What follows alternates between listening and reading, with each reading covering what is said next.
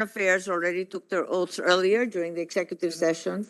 Madam Chair, perhaps the new resource persons who were not around during the executive session should be administered. Okay, Committee Secretary Alberto, please put under oath, administer the oath to our additional resource persons not covered earlier by the two executive sessions. For the additional resource persons who did not swore a while ago, can you please stand up and raise your right hand?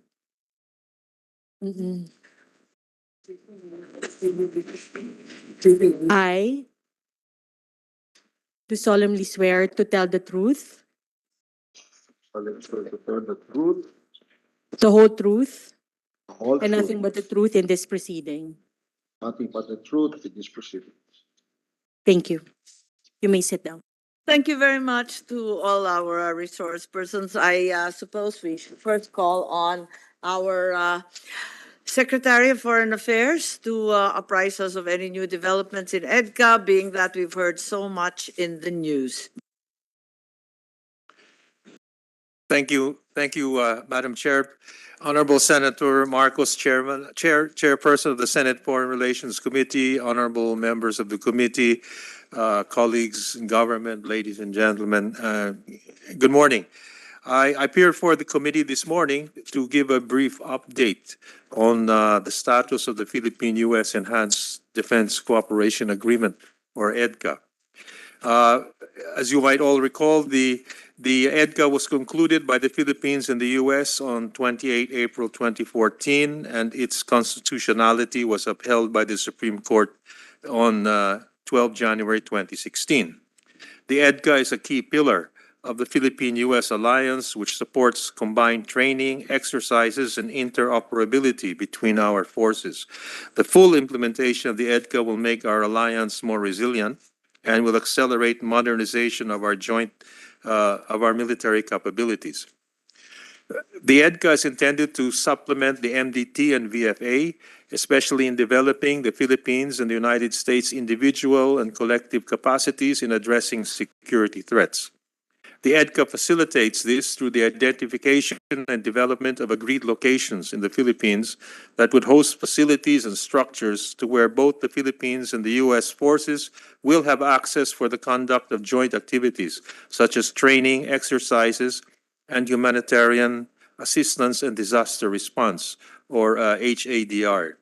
EDCA also allows for the prepositioning and storage of defense equipment, supplies, and material in the agreed locations, especially those relevant for humanitarian assistance and disaster response, and for enhancing joint and individual defense capabilities.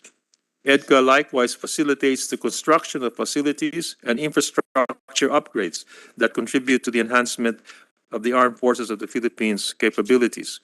There are now 5 agreed locations under EDCA. These are identified portions of the facilities and areas within Fort Magsaysay, Nueva Ecija, Basa Air Base, Pampanga, Antonio Bautista Air Base, Palawan, Mactan Benito Abuen Air Base, Cebu, and the Lumbia Airfield, Cagayan de Oro. A number of projects have been completed in these areas, and others are ongoing. To date, the United States has allotted and committed a total of $82.68 million to complete all of these projects. These new EDCA locations will allow more rapid response for humanitarian and climate-related disasters in the Philippines, as well as respond to other shared challenges. Madam Chair, is an update on where the EDCA stands as of now. Thank you. Thank you, Mr. Secretary. We'll hear from Yusek Galvez, and perhaps you can enlighten us on the intended additional EDCA sites, which is of primary concern to both Governor Mamba and I. I'd also like at this juncture to recognize our minority leader who's online, Senator Coco Pimentel, the former chairman of this committee. Yusek Galvez, please. Your Honors, Madam Chairperson, we would like to invite the presentation to be made by J5 so that we can enlighten the Is that the same presentation as we had earlier? Yes, Madam. Uh, if we could just cut to the quick, because a great deal of it is just a review of treaties and laws that we are all highly familiar with. Yes, J5, please. Madam Chair, to continue with where we left off a while ago, sir. A while ago, ma'am, we presented a while ago some of the projects that were being undertaken in existing EDCA sites. So all in all, we have 21 and 5 have been completed and 9 Sorry, are just to ongoing. clarify, that's 21 projects in 5 sites. Yes, In ma'am. the original formulation, isn't that Yes, correct? ma'am. Thank you. Yes, ma'am. So out of the 21, we have, as I have said, ma'am, 5 were completed and 9 are ongoing and 7 has not yet started for various reasons. And for taking off from that one, ma'am, we have 4 additional proposals. But as I have mentioned a while ago, pending the approval of the respective local government units on the location of these proposals, and pending approval from the DFA and the Office of the President, we're not at liberty to divulge first the exact locations of those additional EDCA sites. Yes, you therefore confirm that, as previously manifested in an earlier hearing, that only 20% of previous EDS agreements have actually been built. Only 20%. That is to say, 5 lang dun sa 21 ang natapos na. Tama po. Confirm, Your Honor, ma'am. At kahit hindi pa tapos na tapos, dadagdagan pa natin ng 4 pa.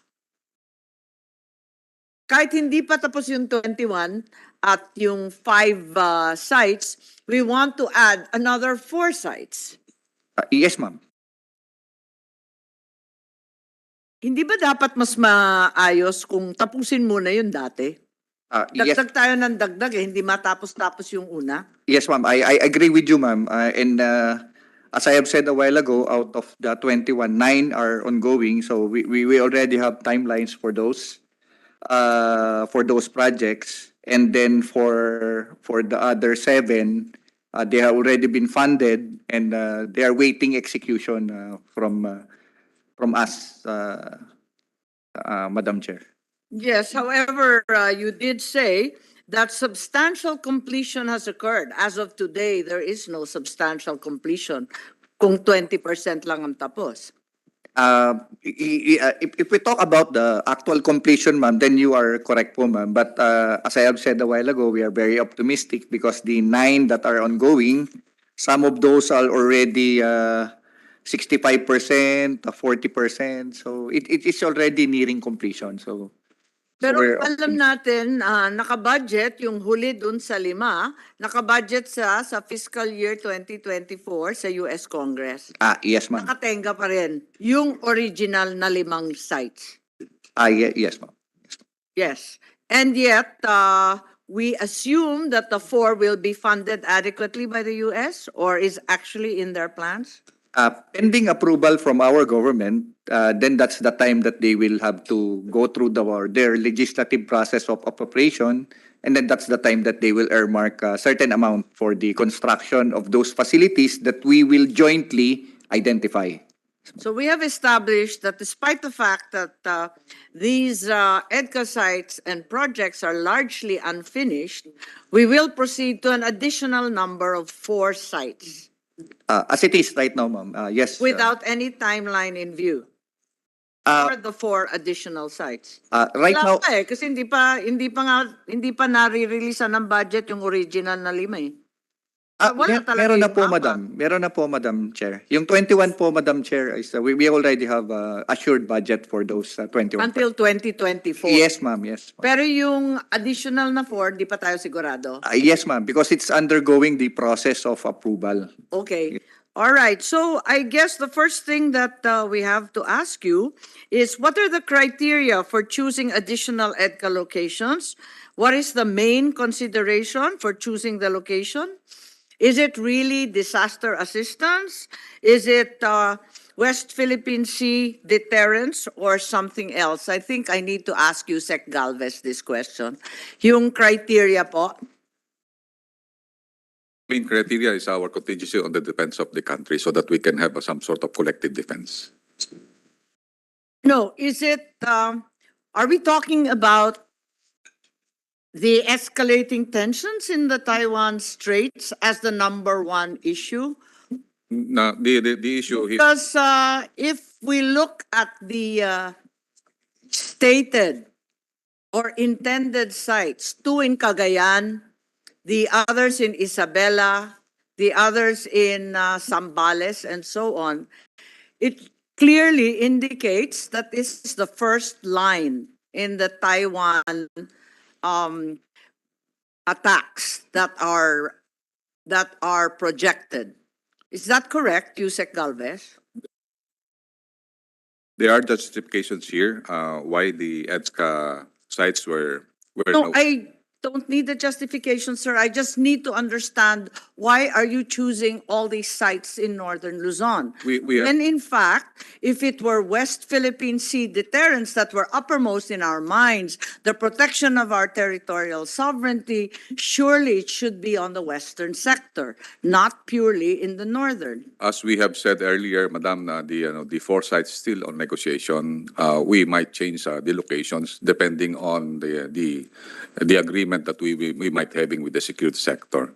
We might change, but is it not correct that right now they're all four in northern Luzon? We cannot specify the general location, Madam, considering that You have had certain press releases indicating two in Cagayan, one in Isabela, and one in the Zambales area. we don't have any press release, Madam, on the general locations. We don't have, based on our publications, it's still unidentified location, Madam. So these are not, in fact, the locations. What are they then? Where are these four additional? When we have an agreement to have the four EDCA sites, we just agreed on the numbers, not on the actual sites. Why four, not five, not three? Because during the time that we have looking and studying on the different sites, actually there are some criteria that we need to pass, meaning the parameters that we need to collectively agree. So that's why the four EDCA sites. What are those parameters? What are the criteria for choosing these sites? The sites that that will be used is one, that it will cater our bilateral exercises. That's why if you look at the different EDCA sites that we had, these are logistic based. Wherein when we have the Balikatan exercises, we normally deploy our troops in these areas. Meaning, yun ang tatawag natin na yung first CIQ requirement. Ma'am, the Balikatan exercise that we had is marami ma'am talaga sa Luzon.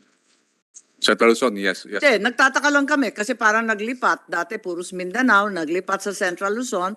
Ngayon, yung sites, Northern Luzon. Parang walang connection doon sa sinasabi ninyong dalawa. Ma'am, actually, I've been with the Balikatan exercises. Nag-ano po yan, nag-shift. Previously, nandun po tayo sa Southern So Luzon. nag-shift na po ba tayo at hindi na yung territorial integrity kundi yung escalation ng tension sa Taiwan Straits ang ating tinutumbok nito? I cannot categorically say. But it's very clear. All the sites are in one place, right? And this is clearly the first line. We did not specify yet the exact location, Madam.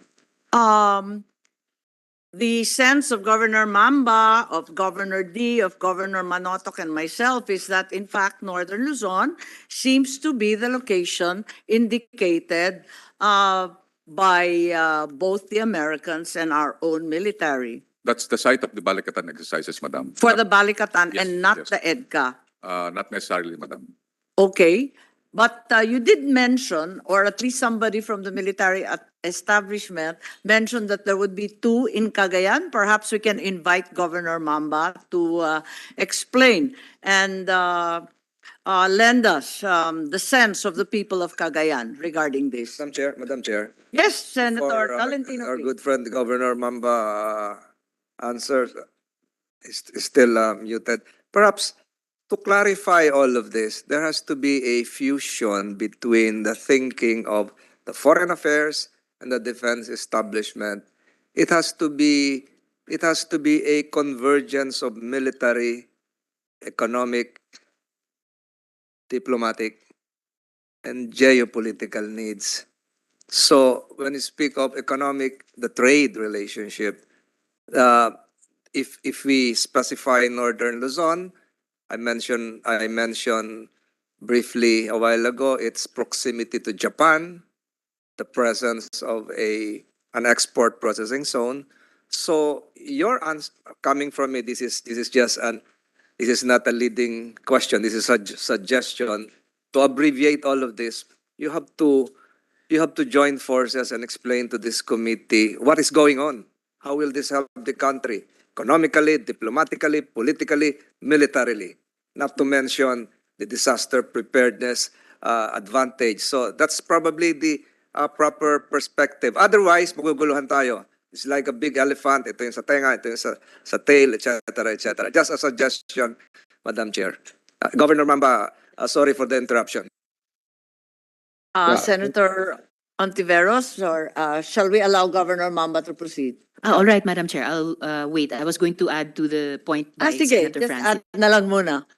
Again, Madam Chair, and also to Gov Mamba. Just to add to the point raised, and maybe Gov Mamba could also address this, regarding the additional locations, if these sites are going to be hosting substantial numbers of American personnel, equipment, and material, have the social risks and effects on the host communities been considered, and have these potential host communities been consulted? So maybe also for Gov Mamba to begin addressing, Madam Chair. Gyamanak.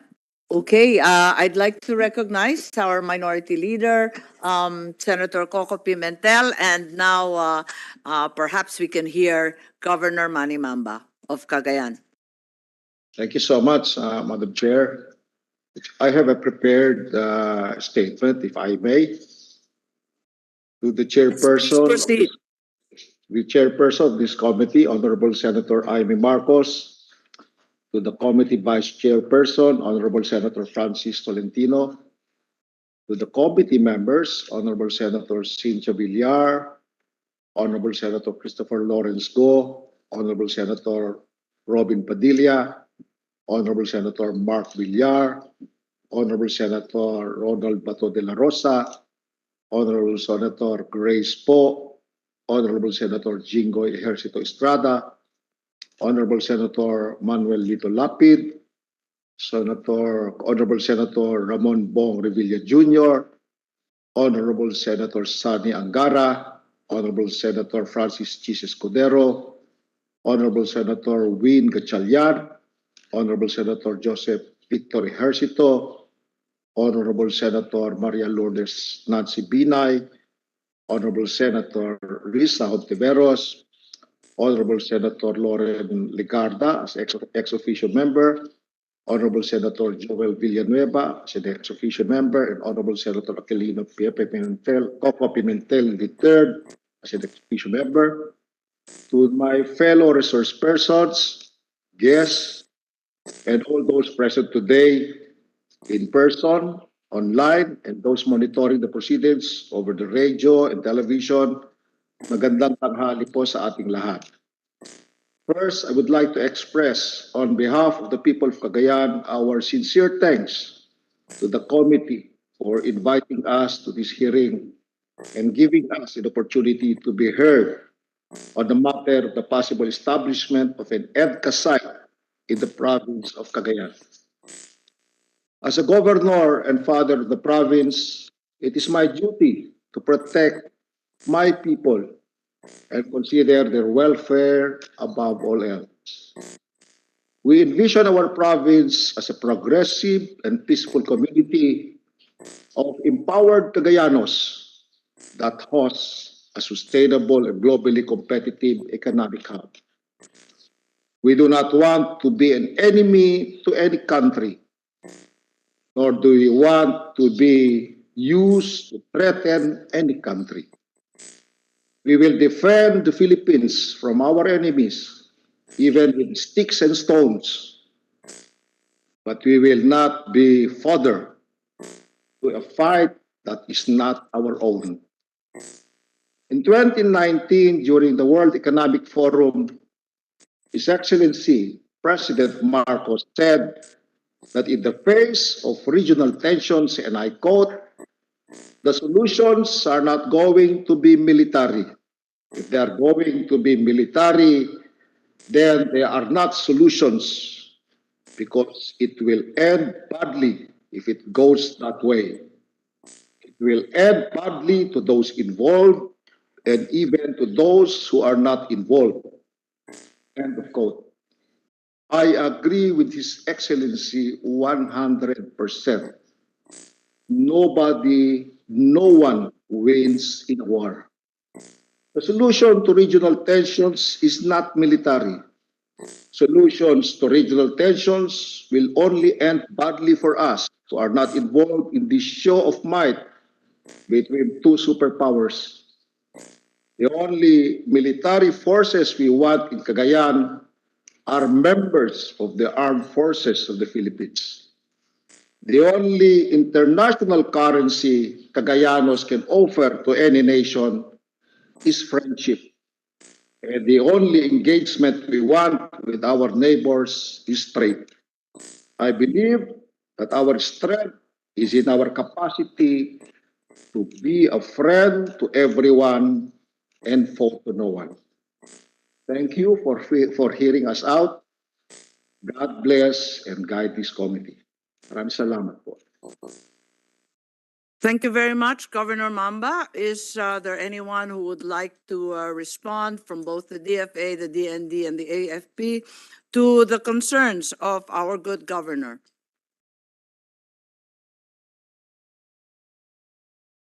Governor Mamba, if I may reiterate, Senator Risa Ontiveros earlier manifested the need to consult the local government units. Has Cagayan been consulted in any way regarding the EDCA sites or even the Balikatan exercises? I believe there was a meeting in Lawag City regarding Balikatan. Is that correct? Your Honors, I was never formally informed about having an EDCA site in Cagayan. I never consulted our people yet because I was not formally informed yet. I say all of these things in my personal capacity and as the father of the province, because I believe that I should say something about what I hear, what I learn from news and from even social media. And that is why I came up with this, and I'm so glad that you invited me here.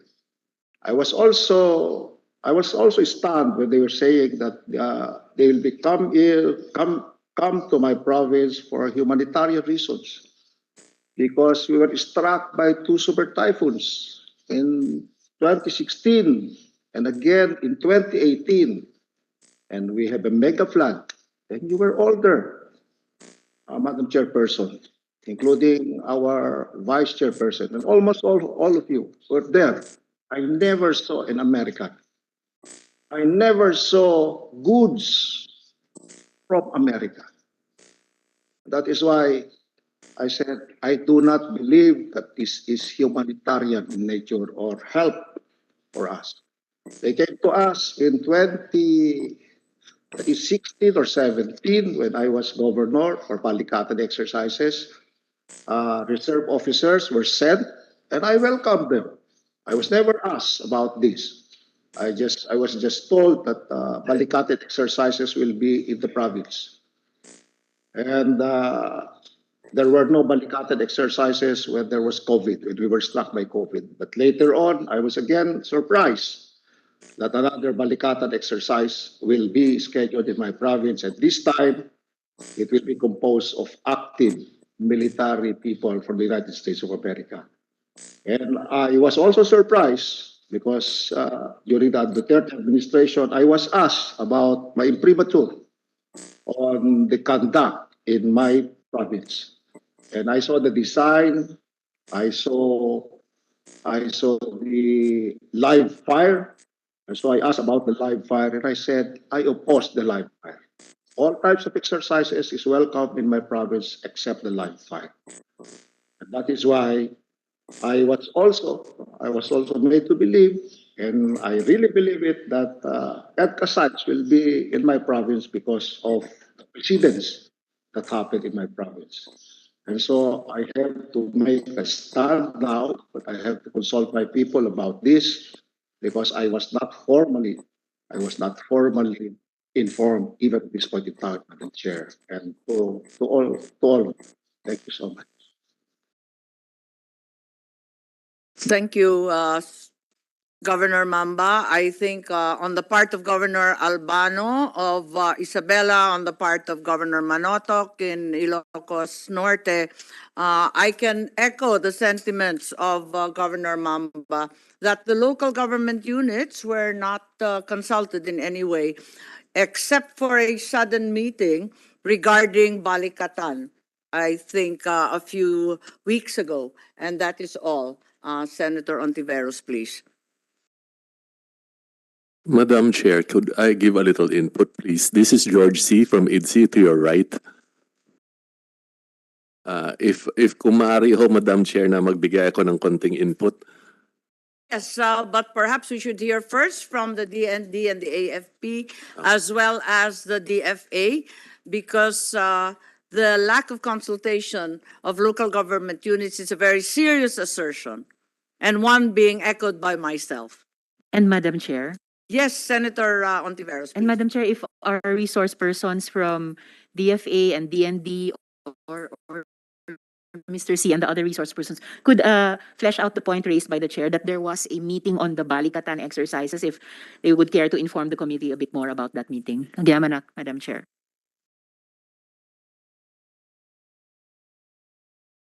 Yes, Yusek Galvez, please. Secretary Manalo, General Centino, Senator Tolentino Chair, would like to say perhaps something. with indulgence, Senator Ontiveros, perhaps the military establishment can explain the regular process of having an annual tabletop exercise discussion and the forthcoming grand Balikatan exercise. So it has to be explained. Senator Tolentino, by way of information, this is the very first time that the Balikatan meeting was conducted in Northern Luzon. It's the first time we were ever called upon to discuss this. So perhaps you can explain. It's not regular at all. Maybe we can have the chief of staff. Yes, explain. General Centino, please, we'd appreciate some But, information. can I? Yes, I- Yusek I Galvez.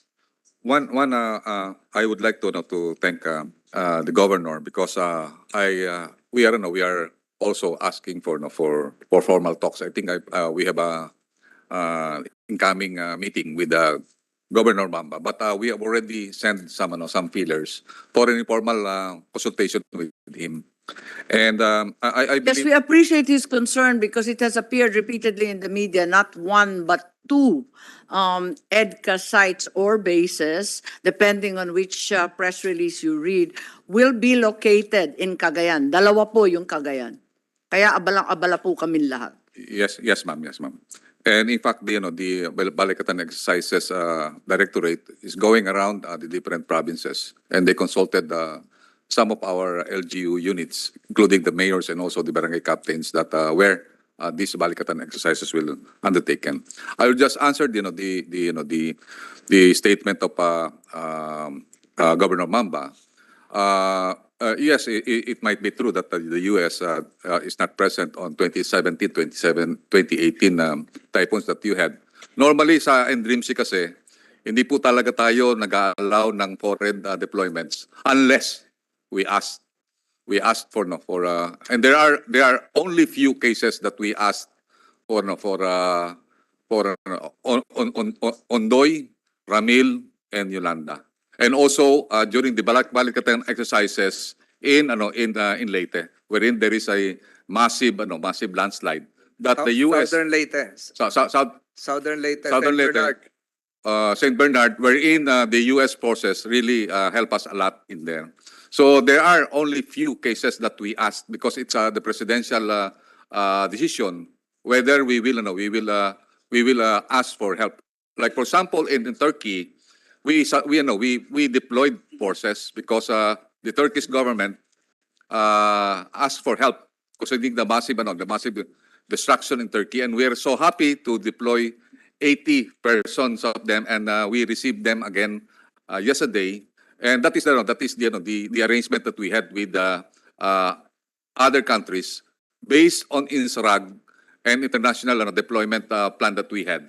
So that's why I believe during those days we were not able to see any foreign countries in the area because we did not ask because we can already respond. The Armed Forces of the Philippines, the local government units are really capable of doing the response. I think the query arises, sir, because it's very explicit in EDCA Article 1 that it's for humanitarian assistance and disaster relief. Andon sa EDCA po, that's the reason we inquire. If that's the purported reason for the location of this site/bases, why is it that they have never been active in this area of humanitarian relief? Madam, we are our EDCA sites as we have established in the 5 established area. We don't have at the northern portion.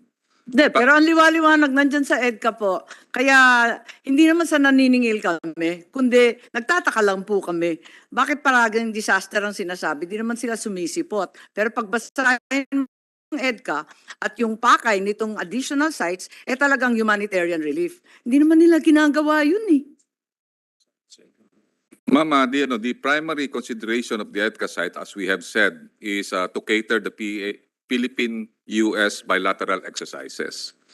And also what we call the projected forward base for logistic hub that we will be having. And also... let me quote Article 1 of EDCA, and that is to promote interoperability, number 1, to address short-term capability gaps, to promote long-term modernization, to maintain and develop additional maritime security, maritime domain awareness and humanitarian assistance and disaster relief. Sir, maliwanag po yung Article 1, dapat may humanitarian sana. Yes. Wala naman tayo na kita, wala naman na kaming ramdaman na tulong mula sa kanila. Kaya nagtataka lang po kami. That's why we are possibly looking at the possibility to open up because we have nagtataka rin po kami dahil kasi yung pagpili nitong mga sites lahat nasa Northern Luzon.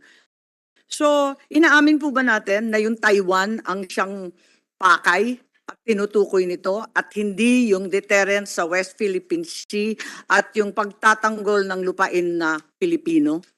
Ma'am, I cannot categorically answer the question. Pero yung pagpili o yung paghiwatig ng mga intended sites, maliwanag na first line of defense kung magkaroon ng atake sa Taiwan, di po ba? Maliwanag na hindi naman siya western sector. As we have said earlier, the EDCA sites that we had, including the 5 EDCA sites, it will be used primarily for our bilateral use. In training and also for contingencies.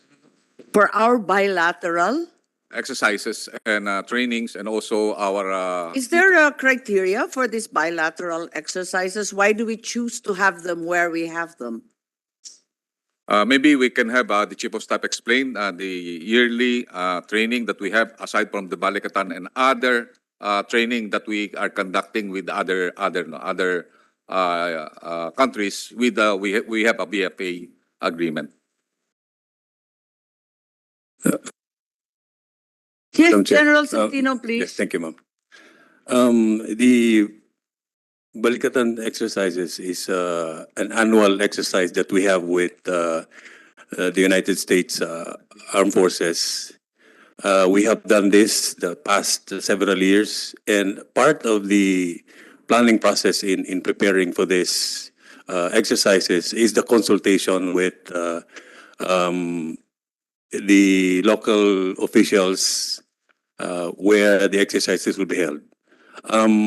That's right, General. And Yes, the ma'am. local officials, including Governor Mamba, has already Yes, ma'am. manifested that, in fact, there's been no consultation whatsoever. Yeah, the matter of having it an official meeting, I would say that the planners for this exercise have went through the it's really for the site exercise sites, not for the EDCA areas, ma'am. The Balikatan exercises areas, the training areas. Okay, so will there be any consultation for the EDCA sites? There's Well- no consultation for the Balikatan sites, but there's going to be consultation for the EDCA site. I'm confused, sir. Yun nga po, ma'am, yung EDCA sites that has been mentioned, additional sites, have yet to be approved. Because of the consultation. The announcement was that there would be 2 EDCA sites in Cagayan, and there's been no consultation yet. You are saying that this is false. There will be no EDCA sites in Cagayan, Isabela, or even Zambales. Is that correct? Wala naman pong na-announce po, ma'am, from our side. Okay, Senator Ontiveros, please. Yamanak, Madam Chair. General, yung Balikatan exercises, we engage in them with the US under the VFA, tama po ba? And the MDT and the Mutual Defense Treaty. Wala po bang provisions either ng MDT or ng VFA na hindi pa fully implemented, which if fully implemented, ay pwedeng maiwasang magdagdag ng EDCA sites to the current 4 or 5 sites? This agreement from the MDT was signed in 1951, the BFA in 1998, the EDCA was signed in 2014. These are agreements or obligations that we have to abide. So, as part of the EDCA the agreement, nakalaan din po na part of these activities will support our treaty obligations, and that is really the defense of this country. I can speak to the AFP. Ang role po namin is to come up with plans, contingencies, and identifying possible scenarios. Like we have estimates of the situation. We know probably where contingencies may happen, and that's why part of this process is identifying perhaps areas that a probable scenario would likely happen. I understand, General. At the same time, yung treaty obligations natin sa ilalim ng NDT at saka ng VFA are as much treaty obligations as our treaty obligations under EDCA. So ang hinahanap ko lang po sa hearing natin ay yung sense of proportionality na baka naman kaya po nating pakinabangan pa yung mga unimplemented or not fully implemented provisions ng mga earlier treaties enough para palakasin yung capacity natin to push back peacefully but effectively vis-a-vis China in the West Philippine Sea na atin namang prioridad in terms of our national defense without necessarily expanding yung geographical scope ng EDCA, which may or may not be prioritizing yung West Philippine Sea. Baka may ibang prioridad pa po. Ma'am, the situation is evolving. The security environment is evolving. As we speak, nagbabago po yung landscape. And it's important that we are abreast with what's happening. And that's why we have to prepare accordingly. Kaya siguro po, while the MDT was signed way before we were born, perhaps, no? Kaya, yeah. Kaya po, kailangan din po na, like, as discussed earlier about. As 1951. Yes, sir. Yes, sir. Yes, General. General. Yun nga po, ma'am, we have to be responsive to the current security threat. That's why we're coming up with contingency plans to make sure that we are ready to defend. General, We it's very also want to simple. be, sorry, I'm sorry. sorry, Madam Chair, just one last point po. Yes, Certainly Senator. po, we too in the Senate, we want to be responsive. And at the same time, pinangahawakan ko pa rin yung usapin ng proportionality, which you in the armed forces eminently understand. Hindi ko pa po pinapasok sa pag-uusap natin yung usapin ng multilateralism, maybe later in the hearing. Salamat, General. Agyamanak, Madam Chair. Thank you, Senator Ontiveros.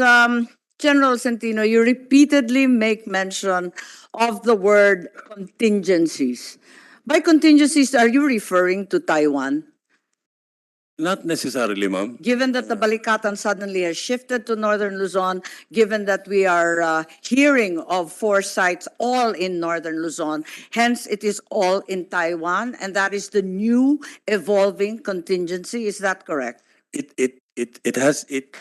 Well, it doesn't have to be Taiwan. We have to consider threats, just assumptions that we're making. As I can only speak of the armed forces, ma'am. Gentlemen, what's our fight with Taiwan? What is our fight with Taiwan? I don't understand. No, ma'am, I'm So not why are we saying that. doing all the military exercises in northern Luzon a stone's throw or at least a boat ride away from Taiwan? Then clearly the new expanded EDCA is addressing the escalation of tensions in the Taiwan Straits, not Philippine interests in the West Philippine Sea. We are therefore going to fight for another country, the United States. Is that correct, sir? May I defer this to the Secretary? Secretary Galvez, before you Sure. proceed, again, this is a matter of nomenclature. General Centeno should have explained the difference between natural hazard contingency, military contingency, or even economic contingency. And that's why dapat nag-uusap kayo ng DFA para isa lang. Kaya maguguluhan si Chairman Jaime Marcos, yung sagot nyo. Palagay ko naguguluhan rin sila. So isa na lang siguro. Ano ba yung definition nyo ng contingency which would merit the expansion of the EDCA? Perhaps lumilihis yung typhoon doon. Baka ganun. O nagkaroon ng blockade dito sa anong to, itong strait na dadaanan ng ating mga supplies. So siguro isang buong larawan ang maigay niya. I'm sorry,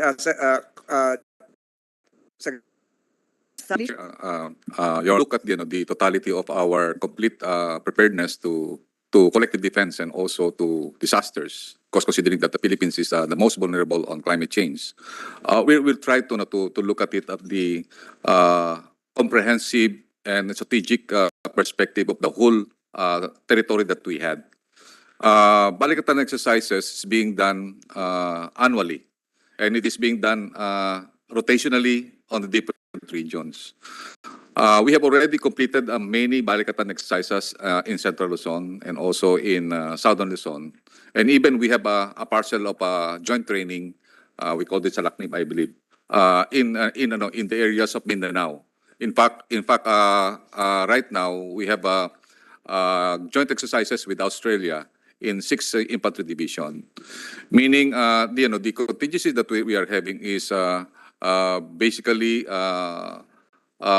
full scale, meaning whole of nation and whole of government approach. At the same time, it also covers the whole territory that we had, including all the island.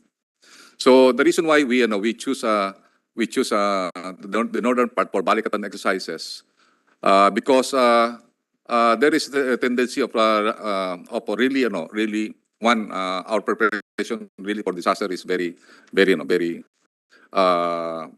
significant, considering that we have seen a lot of typhoons, a lot of floodings, a lot of earthquakes happening in the country. In fact, now we are monitoring several earthquakes in Region 5 and in Region 11. And also we have But you're not conducting Balikatan exercises in Region 5 or Region 11 or Region 8 for that matter. They're all in Region 1. Yes, ma'am. The Balikatan exercises is being planned of 1 year cycle. So we have already had some sort of MDB, SCB activities that we have overtaken last 2022 pa po, ma'am. So ang ano po natin, mahirap po tayo magbago dahil kasi ang ano natin is Ang cycle po ng Balikatan is almost, yung planning cycle niya is almost 2 years. Meron tayong naka-allocated na, na areas. And we believe yung Northern Luzon, hindi pa tayo nagbabalikatan exercises dito sa area na to. Normally, ang ating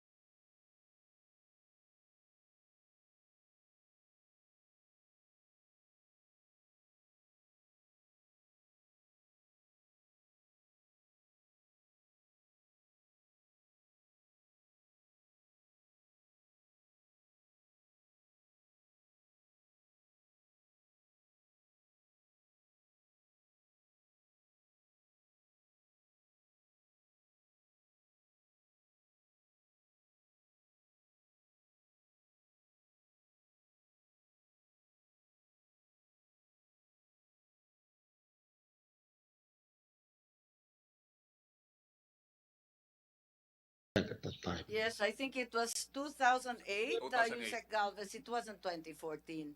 2013 was Yolanda. 2008, hindi na nga namin maalala at hindi pa kami nakaupo nun. that was Ramil and Ondoy. Yung ano na yun, ma'am, yung time na yun talaga na Wala po sa Cagayan o Ilocos Norte yon. Yung Ramil, ma'am, Ramil. Okay, Governor Mamba, please.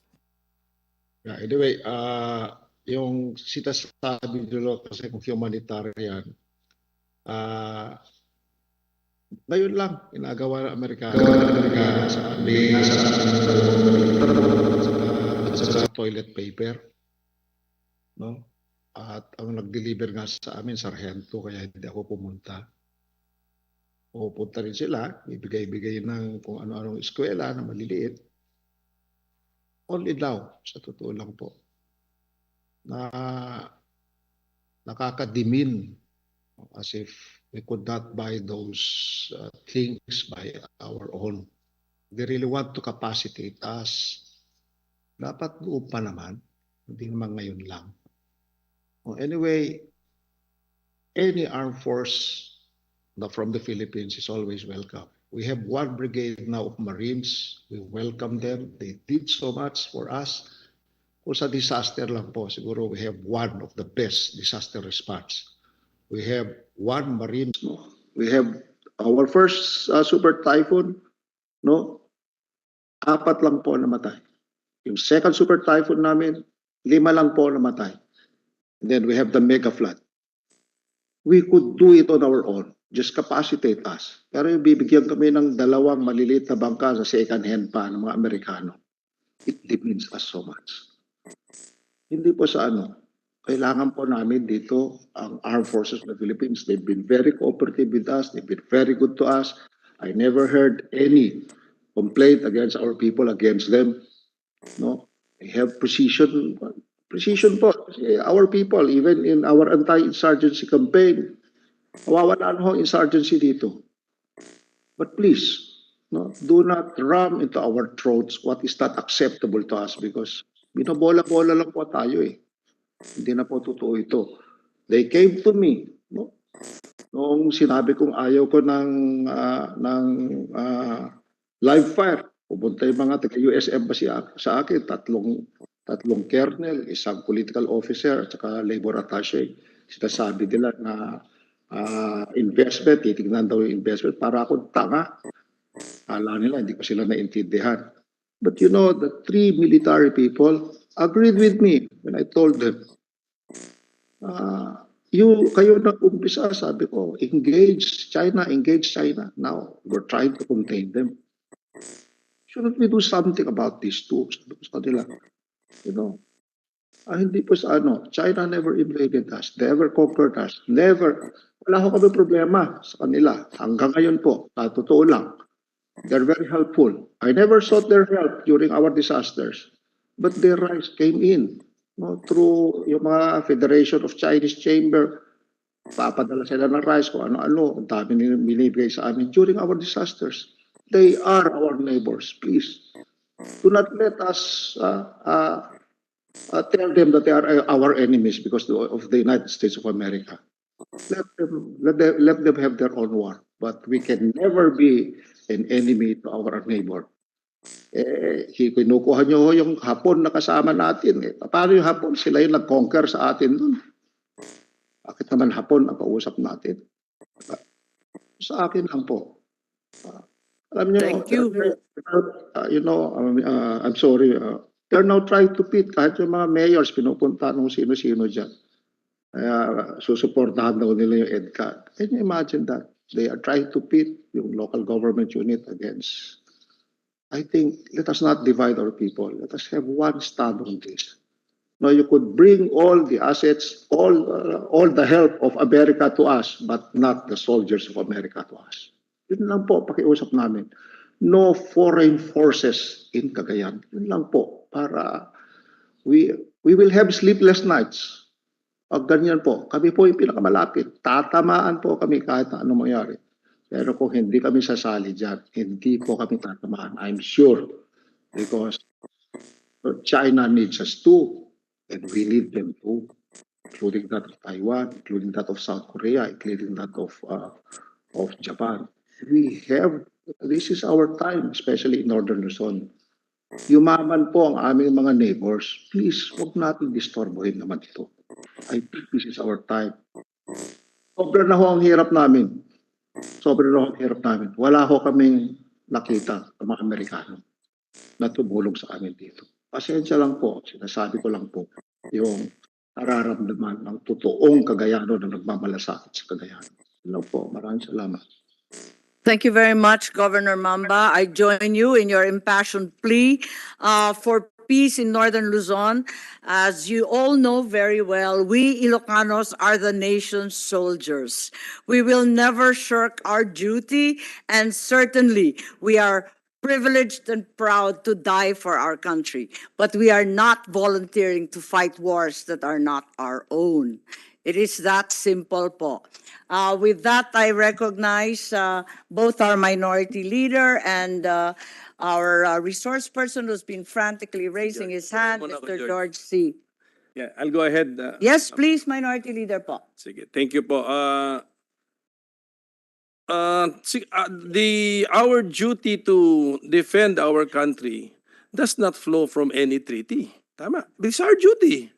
So yung mga MDT, ang pag-interpret ko dyan, it's the duty of our treaty partner to mutually help us in our defense, our duty to mutually help the treaty partner in their defense. Medyo limited pa nga from attack from the Pacific. Actually, yung nakasulat doon eh. So hence, if our treaty partner in an MDT has imposed upon itself its obligation to defend a certain territory, are we also supposed to be involved in his or in their imposition on themselves to defend a certain territory? Wala na po yun because that's not defending now the treaty partner, di ba? Ibang usapan na po yun. So, siguro medyo kung preparation ito for a certain contingency anticipated by our treaty partner pursuant to its own obligation imposed upon itself to defend a certain territory, wala na po yan sa spirit and even the letter the coverage of the MDT. I think that is my opinion, Madam Chair. So, pag-isipan natin mabuti ito because I'm a chess player and I know the use of a pawn, you know. And I also play not the Queen's Gambit but the King's Gambit, which you sacrifice pawns, Madam Chair. I mean, kaya mag-ingat po tayo rito. And I'm alarmed of the mention of this grand Balikatan, the grandest of them all. I mean, at this time na ang hirap ng geopolitical situation, economic ang problema natin, recession, inflation, etc. And the Philippines, although we love the US, 80% siguro sa atin pro-American, we are not at the same economic level or standing or even structure. Yung economy nila, some claim na this is an economy based on war. Although we like to identify with the Americans, our economy is not based on war. So tandaan po natin yan. But an additional point na lang, Madam Chair, although nagpaparinig tayo sa mga Amerikano to help us during times of calamities and disasters, and then our chairperson has cited the basis in EDCA, paragraph 3 of Article 1, page 3. I agree with the interpretation of our senior USEC. Okay. Kailangan pa rin magpaalam. Ang EDCA or any treaty will not be a basis for unilateral action of the treaty or agreement partner to act within the scope of that agreement because they are a military power. Kailangan magpaalam or kailangan hiningi ang tulong nila. So ang purpose ng EDCA, naka-preposition yung supplies. Pag hiningi ang tulong nila, therefore mas malapit ang pinanggalingan nung kailangan nilang supplies. Imbis na manggaling sa West Coast nila, nandito na sa Pilipinas. Ganun po, I agree with you. Sana ganun din ang interpretation ng lahat. No unilateral decision making, unilateral action, respect the sovereignty of the Philippines. Tayo ang hihingi ng tulong kasi desisyon natin, kailangan natin ng tulong. Tumulong sila o hindi, desisyon naman po nila yun. Wag din tayo magtampo. Kung hindi rin sila in the position to help, walang tampuhan. Ganun po yun because we also respect their capabilities and their sovereignty. So I hope, Madam Chair, I have not added to the confusion because as stated by Senator Tolentino, I have not added to the confusion. Thank you very much. Thank you very much. Wise words, Senator Pimentel. George C. was next on the roster. Yes, salamat ho, Chairman. Before he, Can I be excused, Madam Chair? yes, of course. I think I have to attend to some judges, applicants interview, That's fine. JBC. But I hope this That's fine. meeting will end up in what's good for the country. I hope this meeting ends up in what's good for the country. Thank you, very Madam Chair. much. Thank you very much, Senator Tolentino. Senator Ontiveros, is there something? Mr. C then.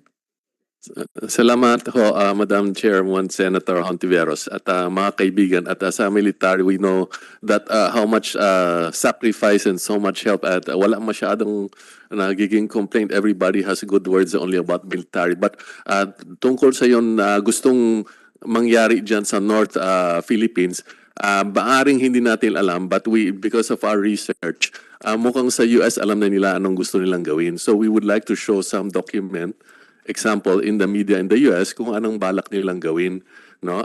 Baka pwedeng i-project diyan, no? Na CNAS, the CNAS, flying from the Philippines.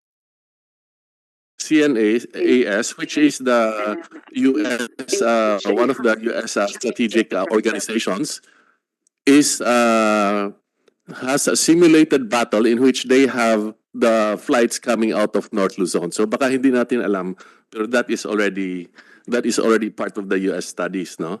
We're trying So to Taiwan. if you point that out, I don't know if they asked, I wonder if they asked us that, about using North Luzon as the base from which they will fly their planes. Apart from that, siguro maaari natin masabing we welcome all kinds of assistance for calamities and so on. But in the last several calamities, we could consider that China has been giving more than 10 times more than the US. Of course, we have a dispute with China. And actually, in the case of Marawi, the US blocked the shipments of arms and munitions to the Philippines when the Marawi, I'm sure many of you were involved.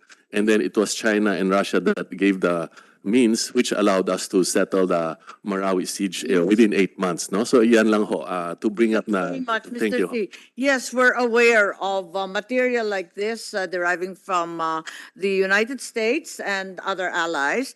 And the question has arisen time and again, if an armed conflict breaks out between the U.S. and another country, can the EDCA sites in northern Luzon or elsewhere in the Philippines be used as staging areas where the U.S. can launch attacks or counterattacks?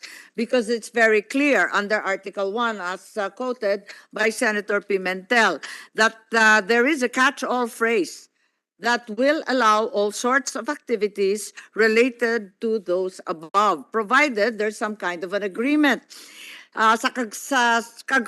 Kasagsagan ng digmaan, wala na sigurong panahon na idadaan pa yan sa Kongreso, magkakaroon pa ng konsultasyon. Palagay ko, biglaan, madadali tayo niyan. There's also explicit provision for refueling and reloading of aircraft with missile and munitions. Is that correct? So refueling lang yan, no other provisions, ano? Tama po ba ang pagkaintindi namin? There's an express allowance in the EDCA for the refueling of aircraft. Are we to assume that they can also gather supplies, more munitions, more missiles even at the same time? Refueling depots, ma'am, already completed. Oo, pero kung magkarga sila ng mortar, halimbawa, kasama po ba yun sa pagkain, sa gamit, at iba pa? Yes, Yusek Galvez, please. Ma'am, these are the principles that we adhere in ensuring that the national interests are protected in advance for the EDCA. Number one is strict compliance with the Philippine Constitution, laws, and jurisprudence. And Yusek Galvez, it's a simple question. Beyond refueling, what else can be loaded on the aircraft leaving the agreed upon locations under EDCA po? Ang ano po natin, ma'am, Yung simple lang, kasi di ba, may explicit provision na pwede silang mag-refuel. Habang nag-gas up sila, maglalagay rin ng tubig, ng pagkain, ng kung ano-ano. Pwede po ba nung mortar maglagay din? Missiles? ang ano po natin, ma'am, munitions? ang ano po natin the MDT and the mutual agreement that we had with the US is that we have a mutual commitment. If we have mutual commitment, for example, if the US committed that they will help us during attack. At the same time, if US is also in attack, we are more than willing to help them in terms of providing some support, for example, logistic bases, and also allowing them to use the EDCA sites, provided that nuclear weapons are prohibited. That's the provisions that we had. Yes, And, but that's a very broad allowance right and there. also, there is a requirement for Philippine consent for all the activities. Thank you. Yes, the concern is that if the concern is even if these sites aren't used to launch attacks, isn't it so that all these sites, as asserted by General Centino, are in fact military camps? Hence, are they also legitimate military targets? If you were the commander-in-chief of a country at war with the United States, wouldn't you attempt to cut off supplies and equipment of their army located here in the Philippines, in northern Luzon, in EDCA sites?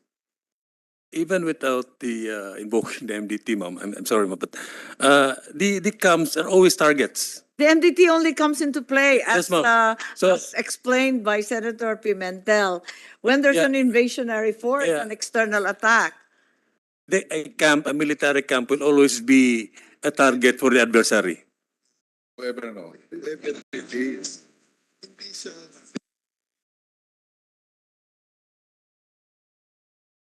Iba kasi, di ba, nagpre-preposition ng Amerika kasi gusto nila umatake. Tayo naman ang madadali. Ganun lang kasimple po yun eh. I believe So it's a legitimate, so these EDCA sites here in the Philippines will all be legitimate military targets, di po ba? kung titingnan niyo ma'am yung ng MDT, basically ang ng MDT is for the peaceful. Nakalagay doon sa MDT natin. I forgot Ang pinaka talaga niyan is not hindi tayo magiging attacker eh. Tayo mismo yung parang tinatawag nating we are preventing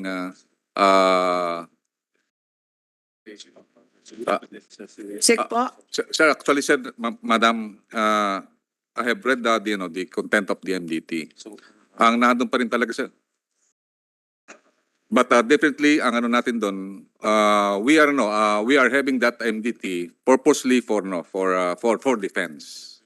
For defense, not for preparing for war. For defense. Yes, Senator yung first Pivot. whereas clause nga ng MDT for peace. For peace ang ma'am, nakita ko doon. Kasi For peace. actually yung niyan, yung isang niyan, yung first article niyan, is really Hindi na to siya make peace. mutual defense and world peace di ba? Parang it's preparation for attack Parang naiba yata. Hindi na MDT yun Actually, ma'am, kung titingnan natin yung spirit ng MDT is really to deter war. Talagang natin, and also to prevent other forces from attacking us. Meaning, with the modernization of our MDT, meaning if we are modernized with the help of our allies, and also we have a collective defense, our primary purpose is Saying really... we're modernizing the MDT, it hasn't been touched since 1951. Actually, madam, that's the commitment right now. Meaning... Yes, but you haven't seen it yet. Yes, madam.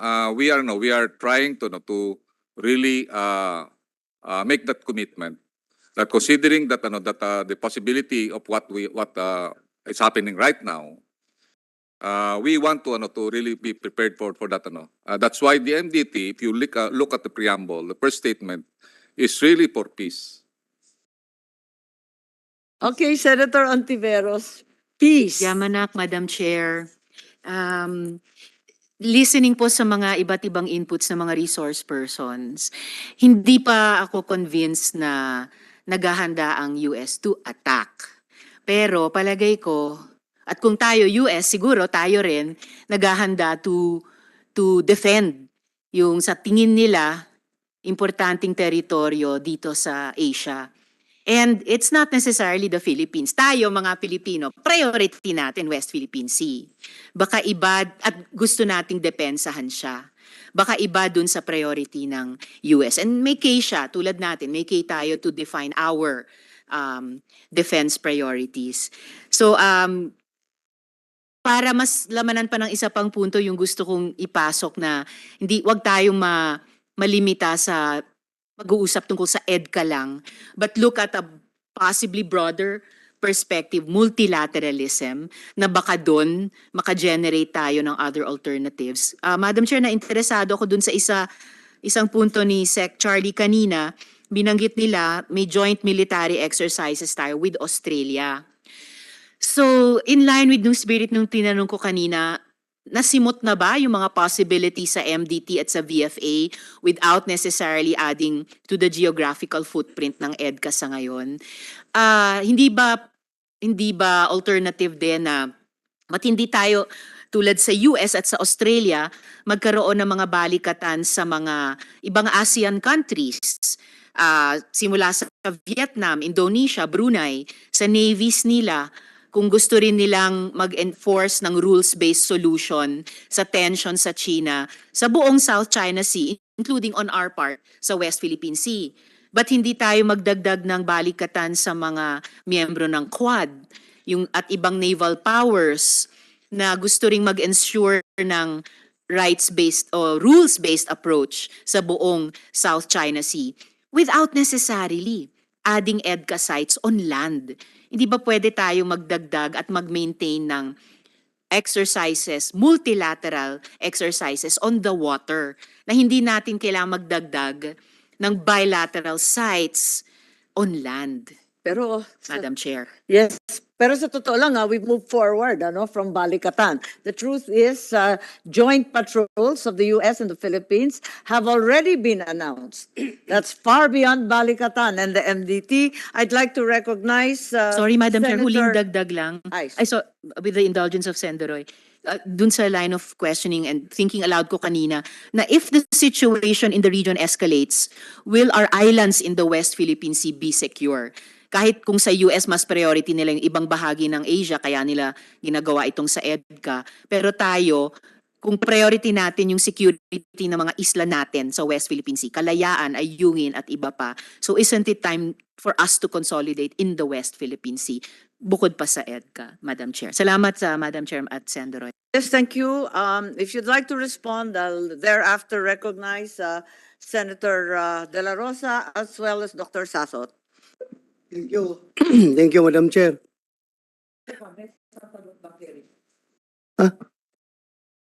Mama, on the suggestion of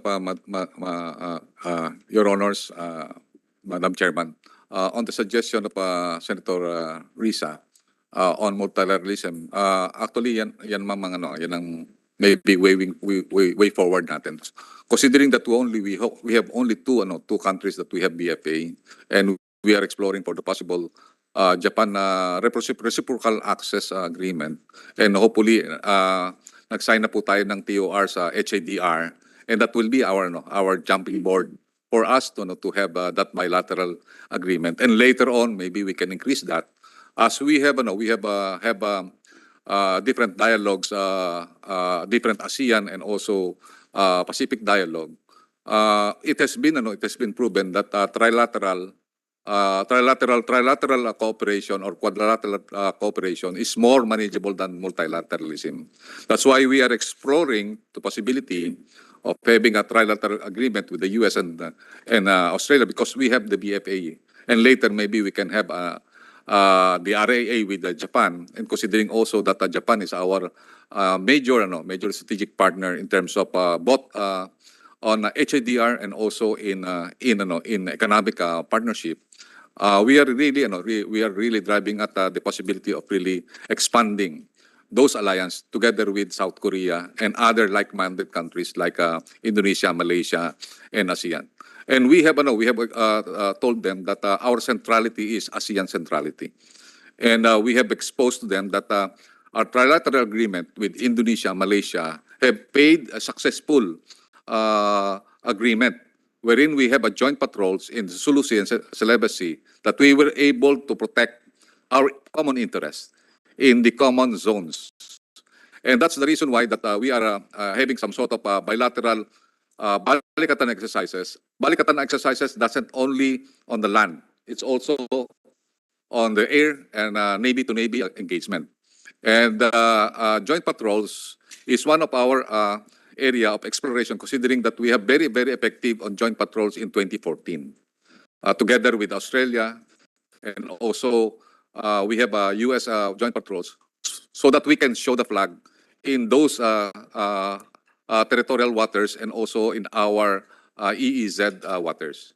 So that's the main objective of the joint patrol, so that we can show our flag that that right is ours. And lastly on this point, Madam Chair, although arguable na, well, yeah, mas manageable ang tri or quadrilateral kaysa multilateral security arrangements.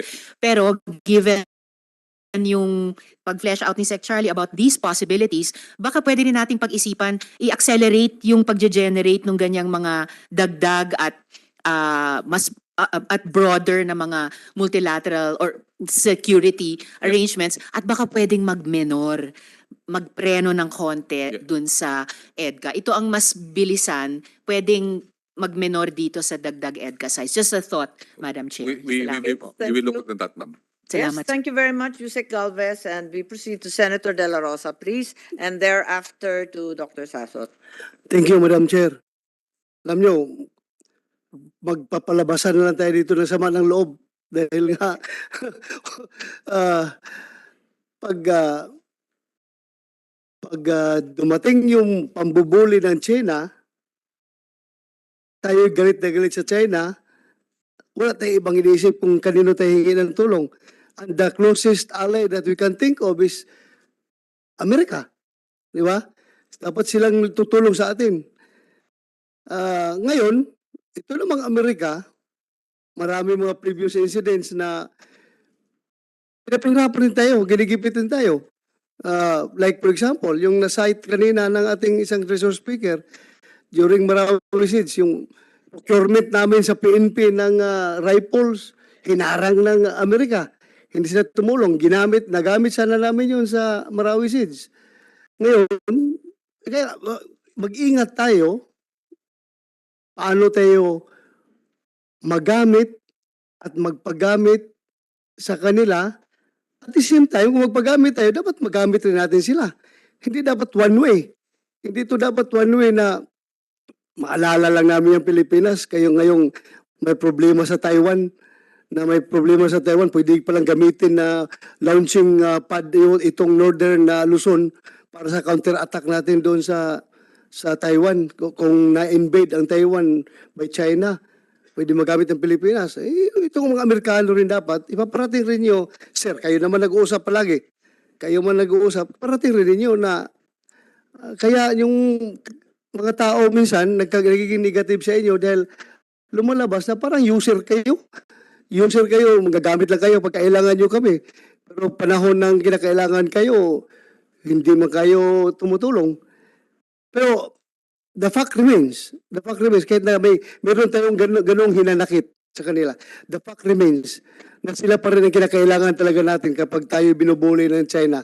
Wala tayong ibang mapuntahan kundi Amerika. Yun lang. Okay bang bawi ko, sir? Okay ba? Bumawi ako konti? Okay lang? Ha?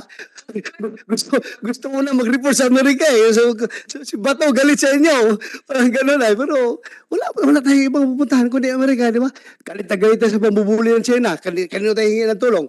Amerika. Di ba? Pero yun nga lang, sabihin nyo yung Amerikana, kayo, halata masyado user kayo. Maisip lang nyo kami kapag may looming threat dyan sa Taiwan na dagdagan nyo. Halata masyadong move ninyo na gusto nyo, Northern Luzon, lagyan ng additional EDCA sites. Yun lang, mas maganda yung kaya siguro negative yung ibang tao doon sa Northern Luzon sa kanila dahil kulang sila sa information na operation. Naunahan sila ng China.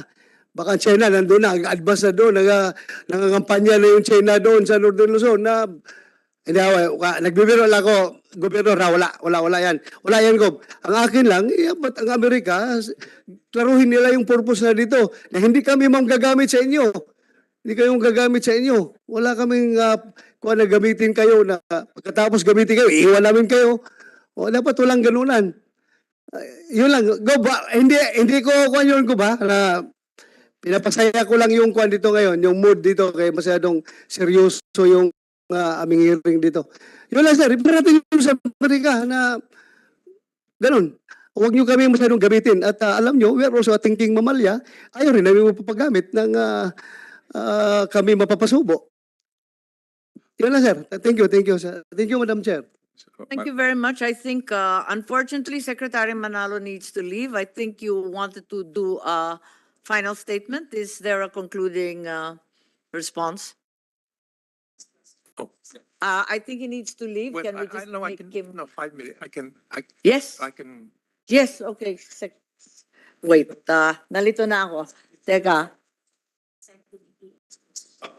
Yes po. so, Where do we go? Okay, Risa. Agyamanak, Madam Chair. Just a quick question. Governor Maybe- Mamba also has raised his hand, and actually on the roster is really Sasot. In any case, Senator Risa. In case the SEC would like to include this in his closing remarks, how can the Philippines pursue a more multilateral approach to resolving security concerns in the region? Salamat, Sec. Agyamanak, Madam Chair. thank you. Madam Chair, my apologies. I have to leave very soon to attend to the visit of PM Anwar, who's going to meet the president this afternoon. First on the query of Senator Ontiveros, yes, I think precisely that is the approach we're taking now. Multilateral, which cooperation not only in terms of, let's say, multi, but even tripartite or joint with a number of our partners. It's already been stated at the last visit of the president's visit to Japan. We also entered into talks with Japan on how we can enhance defense cooperation with Japan. And Japan is certainly taking, in our view, a more active role now in the region. And we think it's really a very good opportunity to explore how we can build up on our cooperation, not only in terms of military cooperation, but also on economic and other areas where we can enhance our security. So that's being done with Australia. We're also very much in touch now with Australia. And in terms of our ASEAN partners, we're also in talks with Singapore. And we will also embark on discussions with Vietnam and other countries in the region, all with the intention of trying to increase our security, not only in terms of military and defense, but also through economic security. So that's definitely the approach that we are adopting now, and as well as, of course, with traditional partners like the United States. I just wanted, Madam Chair, just to say last points on our discussion on EDCA. What I can simply say is that on EDCA, of the existing 5 projects, a number of them already include humanitarian and disaster relief projects. So that's very much in sight. What I just wanted to stress that when it comes to the EDCA, our main control really lies on the fact that any project or any kind of location will have to be agreed upon by mutual agreement. So our control lies on where it's located and also on the projects. Any kind of project will also have to be on the basis of mutual agreement. So I think in that sense, there is control over some of the other aspects of the agreement. But I just wanted to add that by saying that we do have control, especially in the most important parts, location and the nature of the project. Thank you. Yes, thank you very much, Secretary Manalo, and thank you for participating in this extended executive session hearing today. Certainly, we'd like to look at possible amendments to the EDCA, given that it's due for extension April next year. Thank you. And with that, I'd like to recognize Governor Mamba once again and Sasot over there. Governor Mamba, you have your hand up.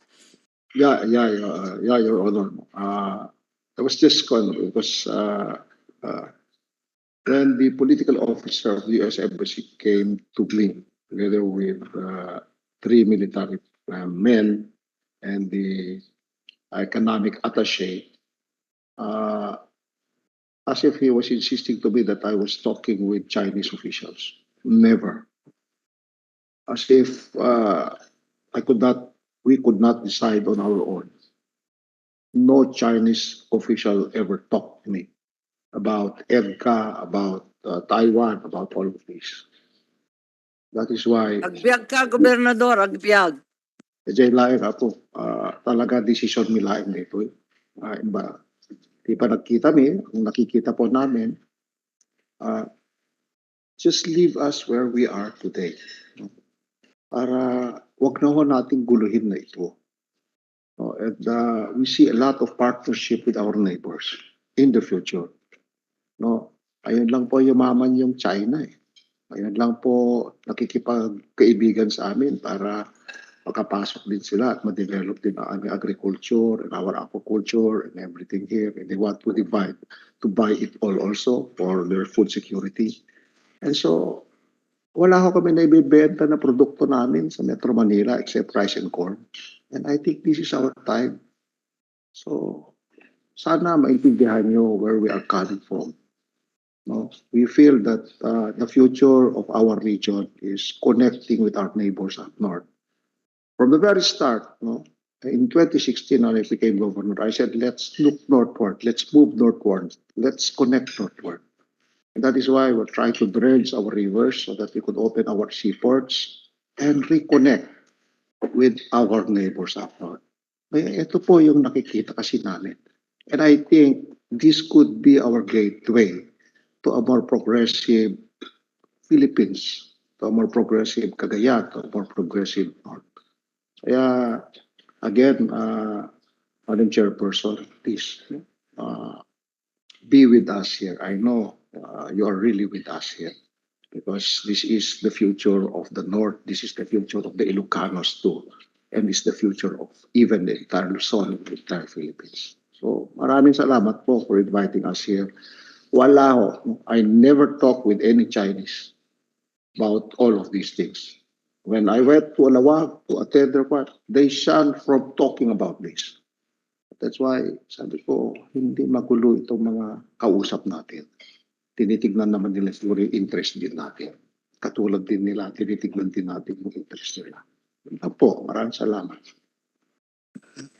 Gob, thank you, Gob. At pareho tayo, ha? Hindi tayo pro-China, hindi tayo pro-America, pro-Filipino tayo, ha? Pro-Filipino. Hindi lang pro-Ilocano. Pro-Filipino tayo. Kaya, bahala sila. Basta importante, pro-Filipino tayo. Thank you, Gob. Salamat, Gob, sa palabas mo. Thank you, Gob. Thank Sir, yun you. din ang sinabi ko sa kanila nung pumunta sila sa akin. I am not pro-American, I am not pro-China. I am pro-Cagayan and pro-Philippines. No, I'm just, I'm so impressed with what the president did. No, when he had an agreement with President Xi Jinping of continuously, no, talking about the maritime disputes. Alam ko po kasi mga boundaries kasi because ang boundary ko po ay Kalingay na Payaw. Pinag-aawayan po ang boundary pero never na pinag-awayan namin. Never na nagpapatayan kami sa boundary. Pinag-uusapan po namin. Of course, there are bullying. No? There will be skirmishes. But we do not fight over it because we could co-manage it. You know, I was a member of the cabinet of President Noynoy noon when we discussed this. Kaya sinasabi ko, China offered bilateral talks kaagad noon. But we voted that it will become a multilateral talk. No? And this is where we are now. No? But I think, let us go back. No? Siguro pwede tayo umatras ng konti para makuha natin ito. At kung sana walang nakikialam na iba, sa tingin ko, no? Taiwan and China will have their own way of solving this problem. Huwag lang natin i-escalate pa. Bakit pa tayo makikisali kasi? Yun lang po. Ang nakikita ko kasi. No, because nakita naman natin si President Marcos and President Jinping. Sabi ba, let's continuously talk about it. Let's continuously talk about it, about the maritime dispute. So that means no quarrel over it. Yun lang po. And that alone, that made us where we are today. That is our position today too. Maraming salamat po. Thank you, Gov. And we call on Sasot at this point. Thank you, Madam Chair. Ma'am, I would just like to expand the discussion on this one kasi ang nakakalimutan natin kung ano ba ang Pilipinas sa Amerika. Ang Pilipinas po ay kasama po ito sa first island chain ng bansang Amerika. Ang first island chain ay ang kanyang defensive perimeter sa Asia. At malinaw na malinaw ito sa bansang Amerika simula pa ng World War II.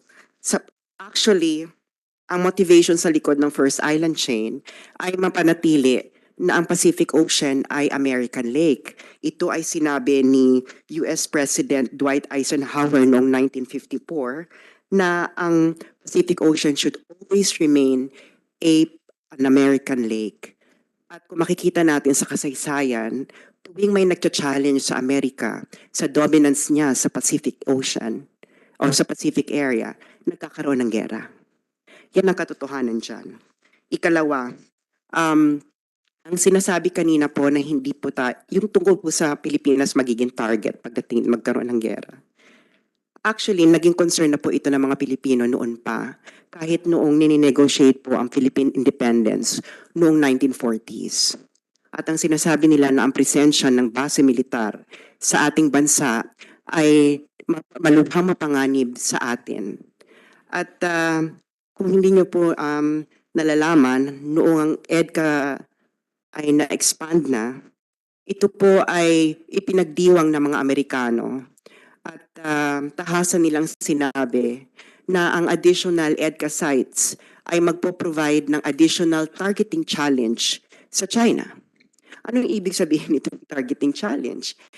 Ibig sabihin, mas magiging komplikado na ang magiging gera at imbes na ang magiging target lang ng China ay ang base ng Amerika sa Guam, Okinawa, ay makakasama na tayo dito.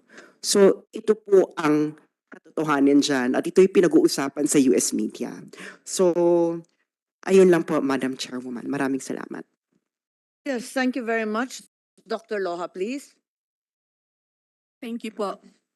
If it pleases your honors, I'd like to respond to the question raised. I'd like to respond to the question raised earlier whether the Philippine territory where there are agreed EDCA sites could be a legitimate target in case of a war, declared or undeclared, between the United States, North Korea, Russia, Iran, or China? And my answer is yes.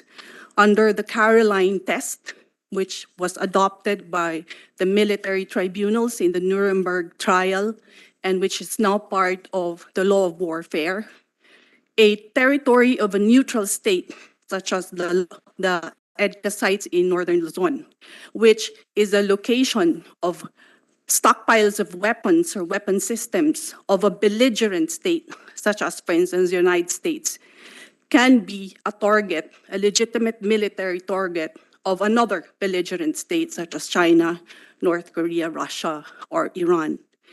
And under EDCA, Article 4, in particular, paragraph 1, the United States has the right, unmitigated right, to stockpile not just supplies, equipment, or material for humanitarian aid, but military weapons.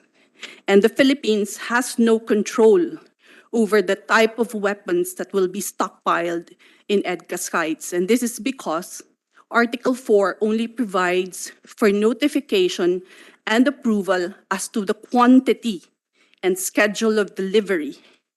Unlike other EDCA provisions with Poland, for instance, Bulgaria, and Australia, there are express provisions in their EDCAs calling for the prior notification and consent of the host government as to the type of weapons that will be stockpiled in EDCA sites.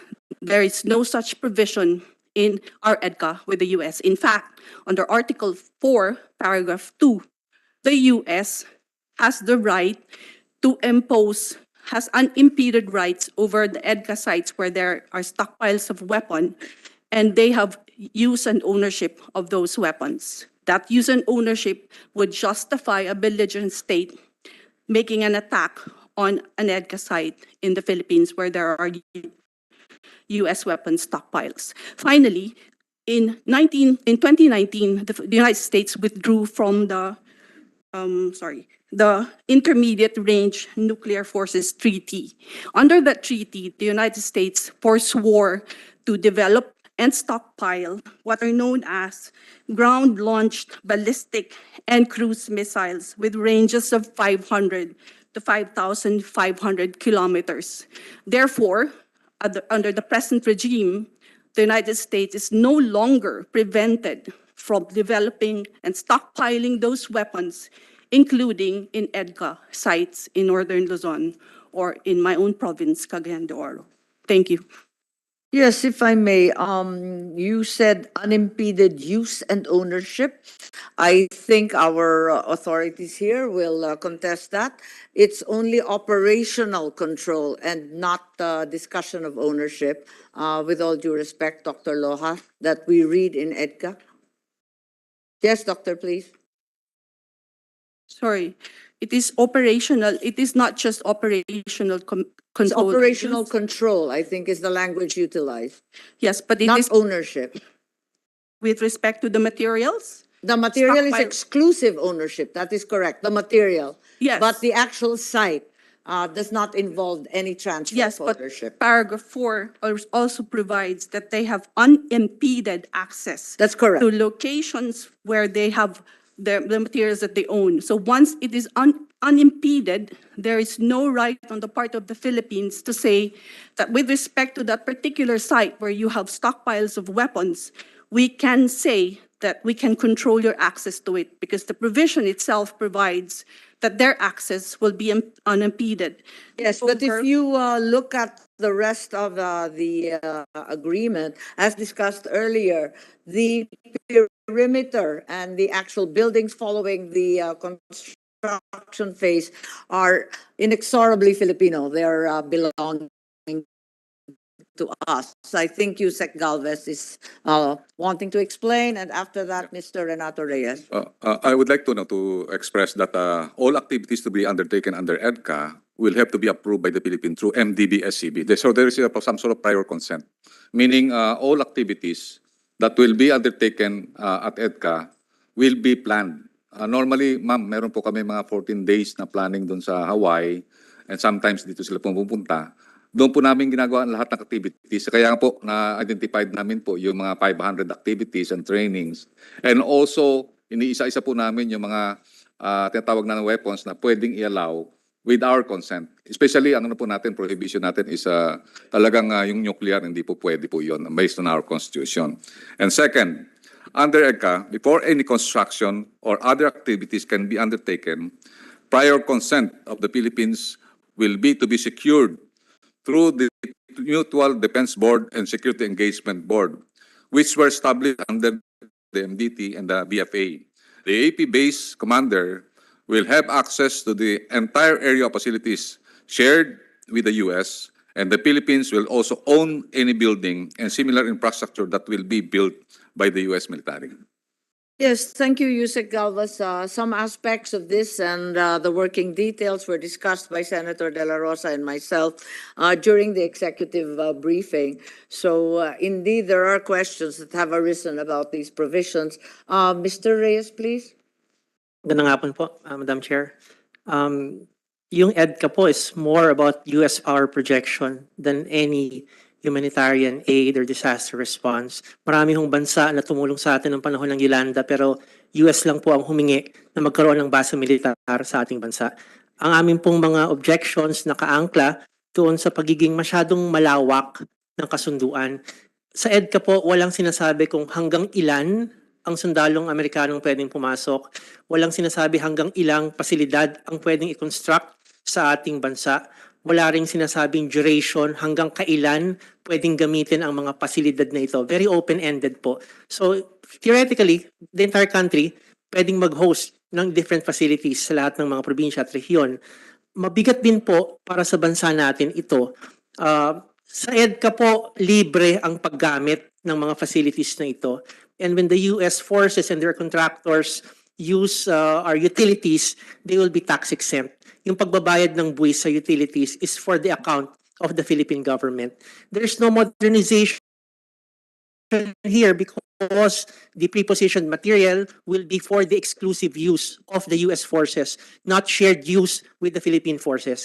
And the US will have unencumbered right, the unencumbered right to remove any of their material, their weapons, their vehicles from Philippine territory at any time that they wish. So yung sinasabing lahat ng activities dapat approved, paano kung nagpalipad sila ng drone mula sa Pilipinas at maging cause ng international incident at madadamay sa pag-escalate ng tensyon?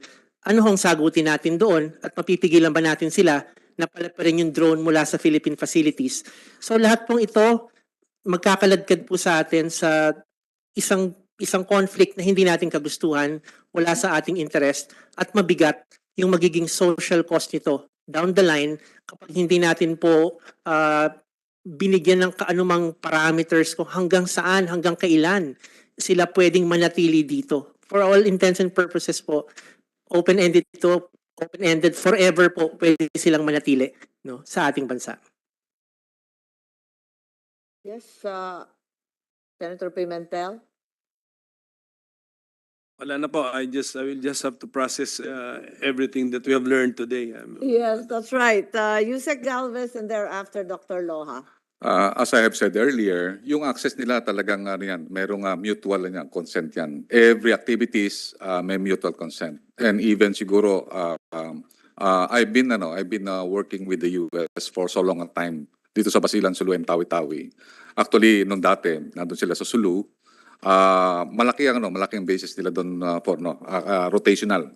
6 months. Pero nung nawala na yung tinatawag natin threat doon, tsaka yung Busiyap, nawala na rin sa Basilan, nawala na rin yung sa dito sa area ng Sulu and even Tawi-Tawi. And yung Jesotop noon, napakalaki yan. It's sometimes maabot ng thousands yan. But right now, they are only maintaining 500. Pero sa totoo lang, Sir Renato, ang daming sundalo ko na nabuhay because of their and even 10 of their people were ambushed in Sulu. Marami akong during joint operations namin, 39 people ang na-save nila kasi sila lang kasi may night flying capability at saka yung first time ko nakita na sinaksakan na sa dibdib, nabuhay yung fatally wounded ko na tao. And ganun yung ating mission sa EDCA na we want to prepare our people na magkaroon ng talagang tinatawag natin. Kung titingnan nyo naman yung MDT maybe Sir Coco, nakita natin doon, based doon sa MDT because we just came from war noong 1951, basically ang doon is peaceful resolution of conflict. Ang lagi nakalagay doon, collective defense. Meaning our main imperative there, considering that we renounce war, ang ating ginagawa lang is for the purposes na we are ready to deter and respond. So yun lang natin doon. Yes, Yusek, gusto ko lang tumbukin yung sinabi ni Mr. Reyes dahil sang-ayon po ako at maliwanag sa ilalim ng EDCA, all preposition material will be owned exclusively by the US. Maliwanag rin na halos sa buntot lamang yung disaster preparedness, wala naman na totoong ganon. Doon sa experience natin sa modernization, ang natitira sa atin yung EDA lamang, yung mga tira-tirang truck at kung ano-anong bulok na. So, ang tanong, kung ihahambing natin itong EDCA natin sa mga narinig na natin, na bilyon-bilyon binibigay sa Israel, bilyon-bilyon binibigay sa Taiwan at South Korea, anong kapalit ng ating peligro na dito sa EDCA sites, dati man o karagdagan? May kapalit ba to? What are we getting in return? Only the permanent structures that they can take with them? What are these structures? Can't the Philippines just build them on their own? We have these military bases anyway. Can we have J5 to answer considering that? J5, please. Yes, ma'am. I think I need also to process most of the information that are being discussed this afternoon. Well, yes, ma'am. Ma'am, there have been a lot of benefits already in our relationship with the US, and the FMF funding that we are receiving every year is helping us. But you know, of in our course, that the capability FMS development. funding is a drop in the bucket compared to the others that have been Yes, ma'am. used as locations by the US. Yes, ma'am. Probably we're not similarly situated. There are actually some interest that they have in those countries. They also have some interest in our country. And I'm sorry, but I cannot fathom the intent of what they have with Israel or Philippines. So probably. Palit ang peligro di ba? Yes, ma'am. Yes, ma'am. Di ba sa Israel? Bilyon-bilyon. Yes, ma'am. Yes, ma'am. So, At si Senator Pimentel po. Yung manlaman technology na nakasave sa taong nasaksak sa puso na i-transfer ba sa atin? Yes, Yung sir. kaalaman at Yes, kagamitan yes, para doon? Yes, sir. Actually, sir, kung makita natin, I would like to yung ibang yung sa Marawi, I've been the commander of Marawi. Yung binigay sa atin training, yung LRC, yun ang Delta Force nila dati Alam niyo, ma'am, yun ang pinaka-best natin na talagang nakita namin na napakagandang contribution ng ginagawa nating military training. Second, yung lahat ng ating mga combat natin, casualty before, kahit na may tama sa ulo, nabubuhay because of those trainings. Very extensive. Ma'am, yung iba binibigay talaga nila at saka yung iba naman talagang yung mga talagang yung tinatawag natin yung during the Marawi, meron silang 14 na tao na kasama namin doon. Na-wounded pa nga yung isa Ang ginagawa nila is continuous binibigay kasi bawal sa kanilang maki-fight directly. So ang ginagawa nila yung mga sniper, sila ang nagte-train. Na-expose nga tayo sa capabilities nila, Yes. sa gadgets nila, sa nila. Pero capable na ba tayo capable na ba tayo doon sa example niyo po, General? Yes, yung iba, in some extent, ang ano natin talaga, yung skills, nag-upgrade tayo ng skills. Talagang napakalaki ng in-upgrade natin. Based, yeah, including the individual equipment and technology. And also the night vision Hindi mo goggles. kasi magawa yun, Madam Chair, kung siguro may chemicals pa siguro doon na kasama Actually, may mga inject plasma, siguro. yung mga plasma, yung Anyway, mga ganun, talagang binibigay nila Just an example, no? But that means that we are easier to please than the other countries na ilang billions, $100 billion sa mga... That's why their commitment right now is right away, binigay nila sir sa atin yung $100 million. But I believe, $1 million, and then they said that, yun nga ang inano sa amin ni Austin, his promise that we will modernize the alliance. Yun ang ano niya, modernize the alliance. But I believe, yun ang ano namin, hopefully, pati yung, kasi ma'am, ako rin, na pumunta sa akin yun, yung kanilang director ng DCS, CA. Yung mismong defense... Yung night vision, hindi naman 150 billion US katulad ng Israel. Pero very malaki rin na yun, na talagang equipment transfer sa atin yun. Very very useful. Yes, Senator De La Rosa, please. Ma'am, dagdag ko lang kay Secretary Galvez, ma'am, na hindi lang naman tayo nakinabang din doon sa Marawi Siege, kundi pati yung Amerika rin, nag-transfer din tayo ng technology sa kanila.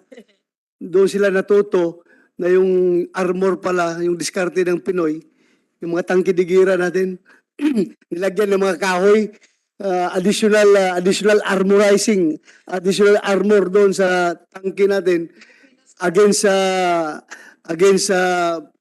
sir, yung RPG. Against RPG. So, tunto ang Amerikano doon, natuto sila sa ingenuity ng Pinoy na pwede pala ganun.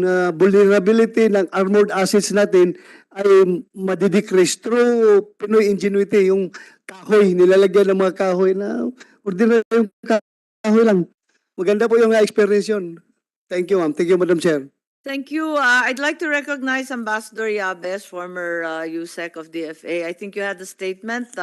He was assigned for a long period of time in Shanghai and is familiar with China.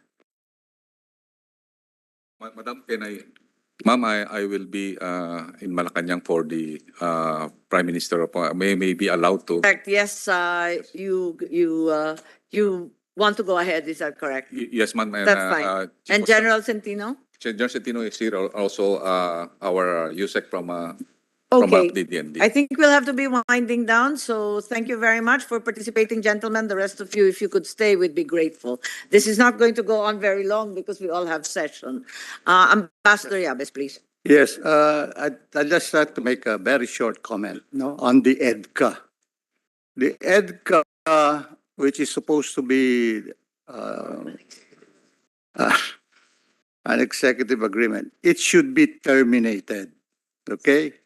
And a new agreement should be negotiated with the Americans. But there should be no foreign forces here in the Philippines.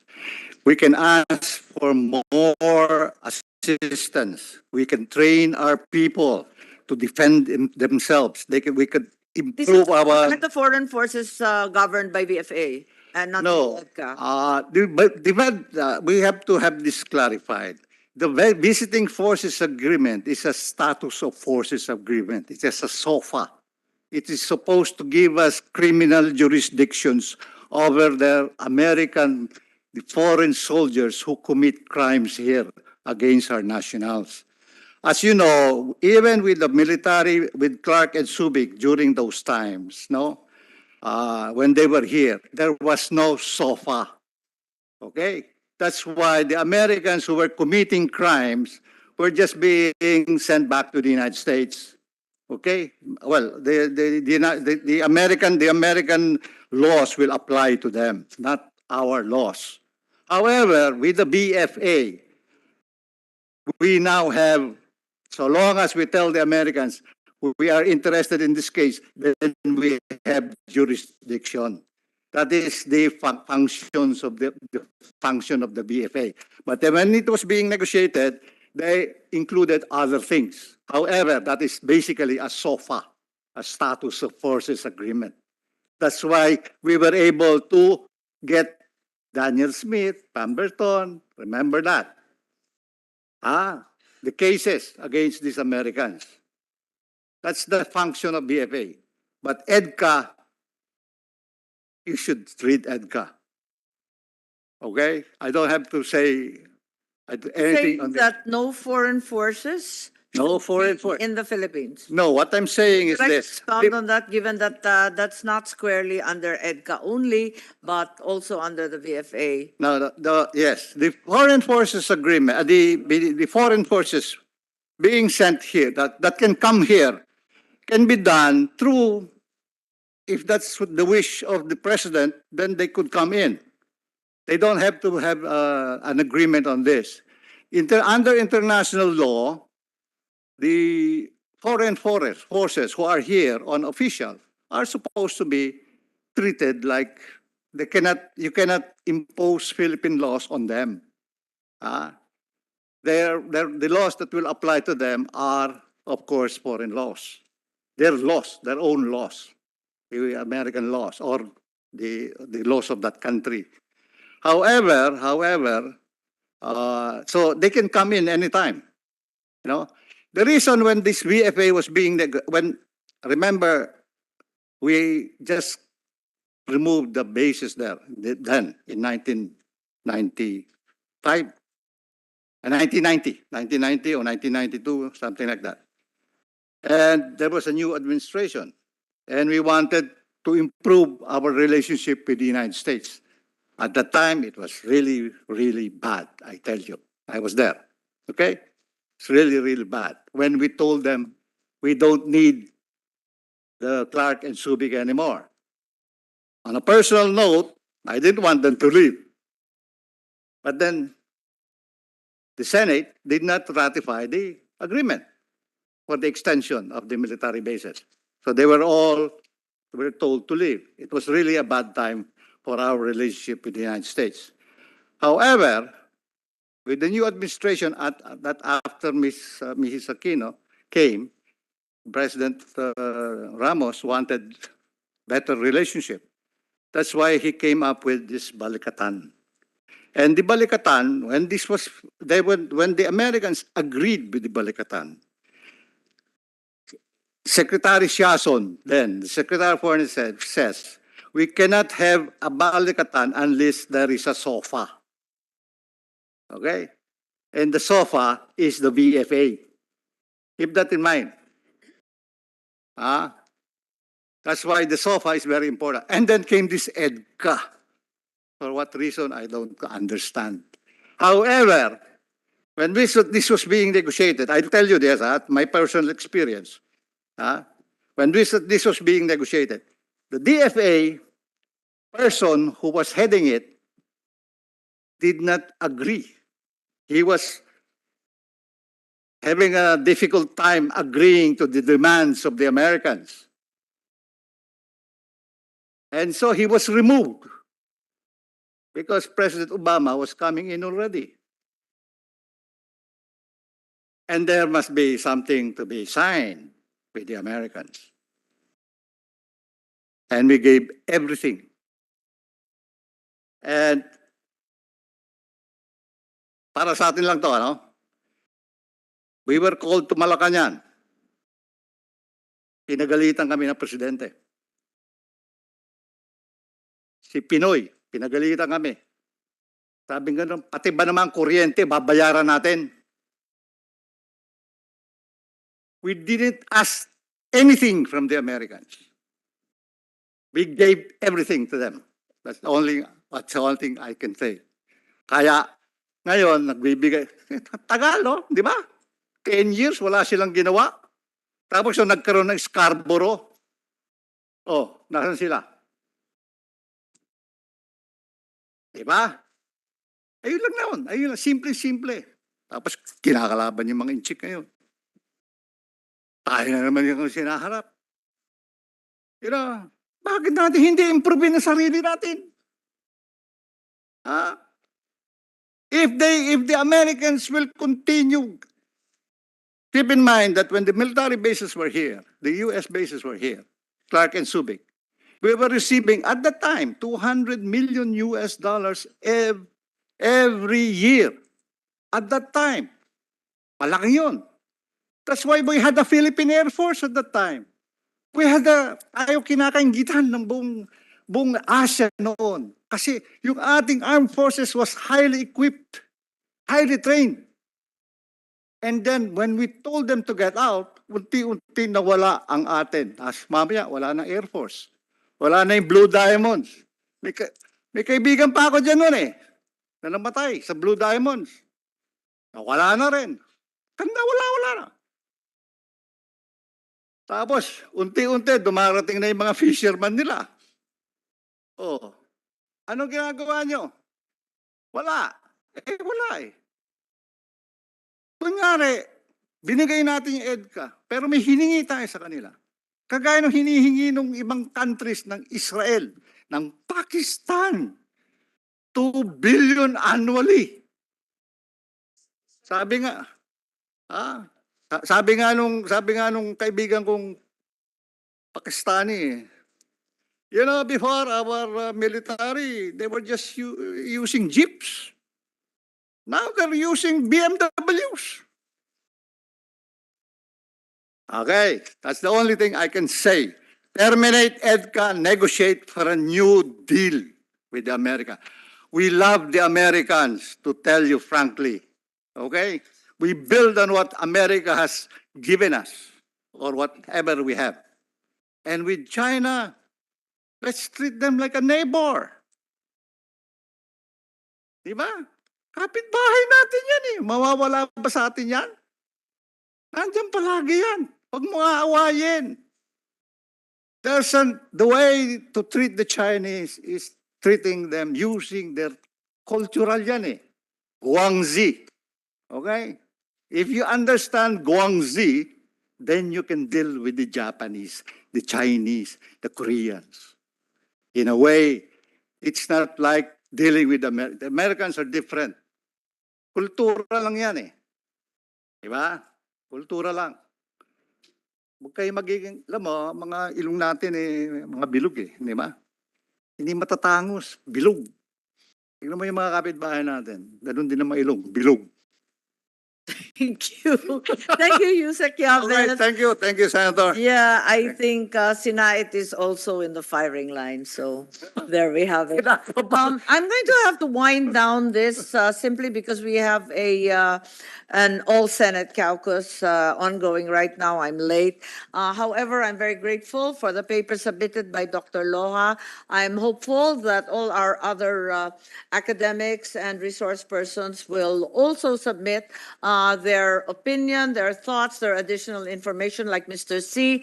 And I'm hopeful that also the AFP can continuously update us with regard to EDCA as well as the DFA.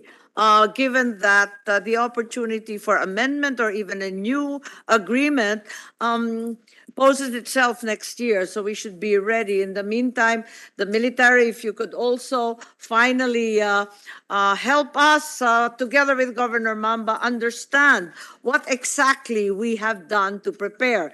There are 200,000 Filipinos in Taiwan. How are we going to evacuate every single one of them? There is not one bomb shelter in all of northern Luzon. How will we protect and defend our people? We have no underground camp in the entire AFP. How do we propose to get involved in warfare? There are no cyber security or other command control efforts. We have no air defense. We have no drones, and we are waiting for the Americans to deliver those promised. There's anti-tank, Javelin. I don't see any. We have so many issues with the STAR and the satellite. Where are all these thermal imaging requisites to defend our territory? The entire AFP has no anti-aircraft. There are no efforts at establishing sea mines for ammunition and so on. I think the Navy is better aware of that than I am, but we are alarmed at the prospect of war and our abject unpreparedness for any kind of attack. Thank you very much, gentlemen. And with that, I suspend this hearing. Thank you.